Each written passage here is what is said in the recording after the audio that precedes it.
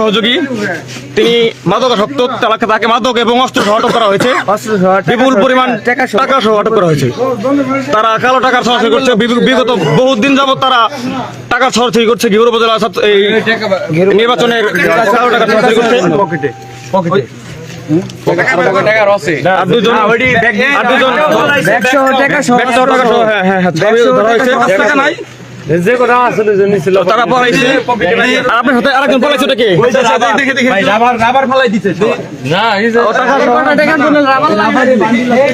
এখানে দেখেন বিপুল পরিমাণ লোক সহ তাদের আটক করা হয়েছে।